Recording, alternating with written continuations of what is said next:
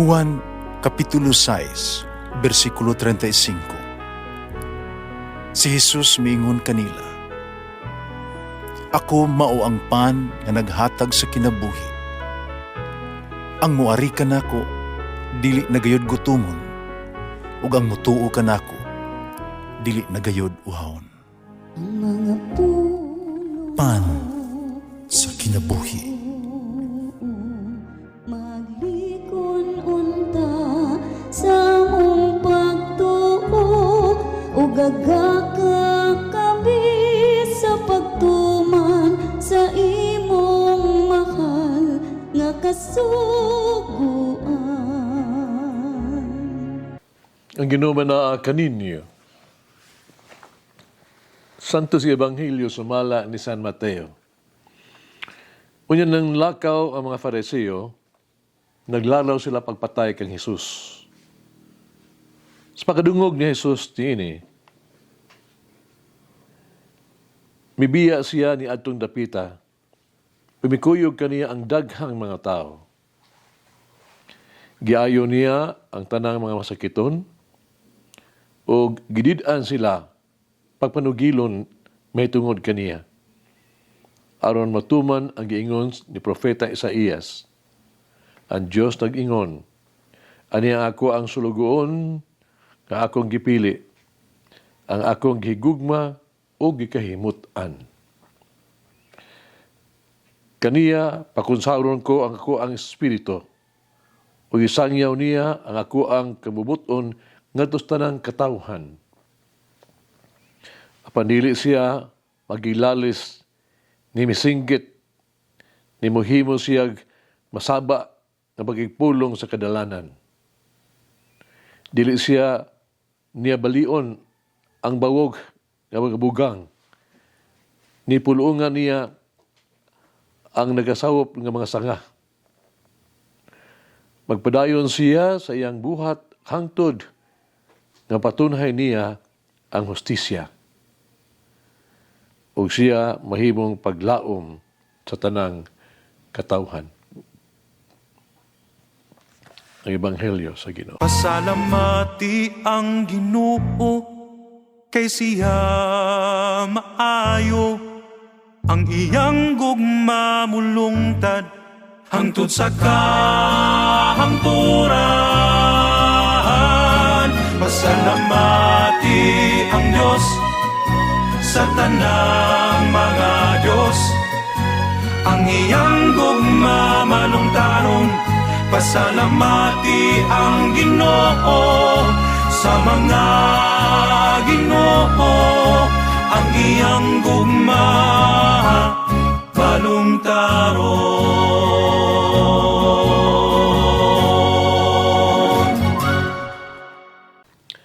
Ang usa ka sulugoon obligado sa paghatag og pagamasinagtanon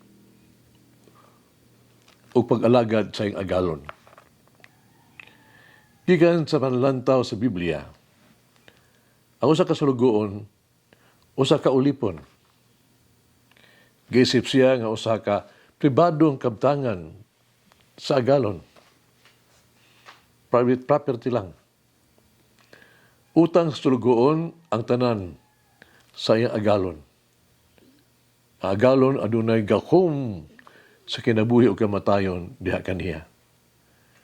Ang sulugoon ubos sa pagbuot sa kaluoy sa iyang agalon. Sa reliyosong termino, ang alagad sa Dios magtumong sa usa ka prominenteng pangulo sa piniling katawhan sa Dios. Kining alagad sa Dios mao iyang pagpatiliwala tali kaniya o siyang katawhan. Kining alagad sa Dios mahimong usa ka propeta o usa ka hari. Si Jesus mao ang alagad sa Dios. Isip usa ka alagad sa Dios, importante kaniya mao ang katumanan nga makaluwas, matuman ang kamabuton sa amahan. Ang gusto ni Jesus mao, ang katawhan, kaymutan sa Dios. Di sa pag-alagad kaniya, diya sa mga tao, may pang nag-antos. Kung sa kining alagad sa Dios, wala lain kundi mao si Kristo. Wala siya moabot ka nato, na nagdalag kasuko o panimalos, kundi uban sa sakripisyo o gugma. Wa siya manhi, dili alang sa trono, kundi alang sa krus. Gihatag niya kanato ang pagsabot o kaluoy. Busa si Jesus, wala miani haron pagsilot, kundi aron pagluwas kanato. Dili aron sa pagkondenar kanato, kundi aron sa paghigugma kanato pag-ayo. Dili pagsilot kanato sa kasalanan nato, kundi sa pagluwas kanato, pagdawat kanato, ingon na iyahang mga igsoon. Si Jesus wala mo anhi, aron lamang sa pagpalong sa nag-aso nga pabilo sa pagtuo o paglaom sa tuwa mga kasing-kasing apan pagpasiga ni ini sa kalayo sa iyang dakong gugma aron kita makalakaw nga luwas paingon sa tuang tinuod nga pulianan sa langit aron makauban nato ang amahan hangtod sa kahangturan. Karon ato pangutan atong kaugalingon. Giilaban nato ang ato ang ugaling nga sulugoon sa Dios. Doon sa gilanon,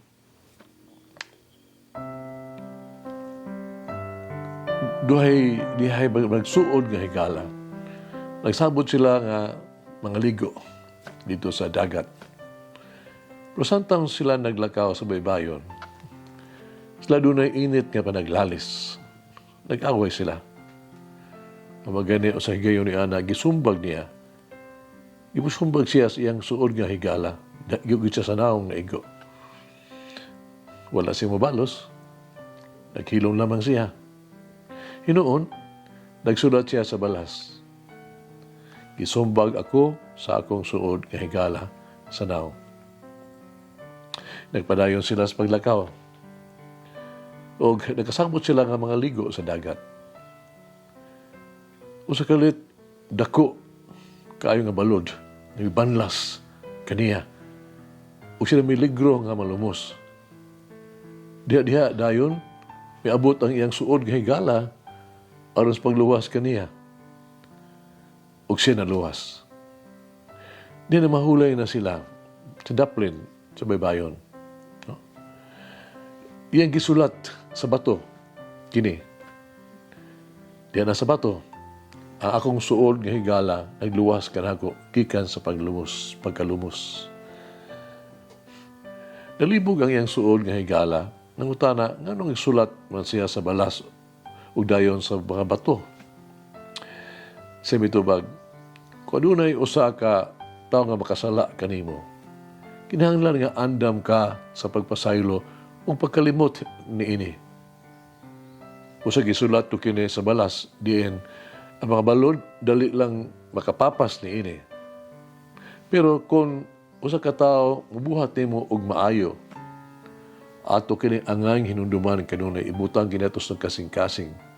Ikulit ko ni diha sa bato aron kini mulungtad hangtod sa kahangturan. Mag-ampo kita. Kini Jesus, ang hinigugmang anak samahan. Ikaw ang akong kinabuhi og paglaom. Ikaw ang among kusog og amo ang seguridad. Kanunay kung hinunduman ang imuhang kaluoy. Kanunay akong hinunduman ang imuhang presensya kanako sa imong kaayo kanako. Usa upasahanon ako o kami nangayo sa imong pasaylo o nga musuk-anon ako bisan usay walay rason. Pasilo ako sa ako ang pagkamapintason kaayo, mapahitason, walay pagtagad. Pasilo ako sa akong garbo o sa ako ang gitawag to mga tantrums o pagkahakog. Pasilo ako Ginoong Jesus. Idamtan ko na ang tanan na akong mga kasalanan o kasaypanan. So minusulon ako sa ako ang kasing-kasing o sa daghang pang gusto nga akong usbon para nimo. Amen. Mama Mary, free my heart from any resentment or illicit desire. Mulangin ang Diyos magagahom sa tanan. Amahan, Anak, Espiritu Santo. Amen. May the Lord of the divine mercy bless us all, heal us from all diseases and suffering. Ayun unta niya kita, tanang mga sakit na to sa lawas o sa kalag, body and soul.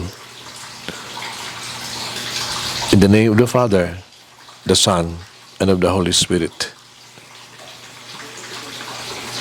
Jesus, I trust in you. Amen. Whoever eats the bread of life will never hunger, says the Lord. Kay galaan inyong nabati ang pagpaambit ug hamubong pamalandong sa pulong sa Dios pinaagi sa tulumanon pan sa kinabuhi nga gidumala ni Monsignor Daddy Silva. Hangtod na usab sa sunod higayon, daghang salamat. The bread of life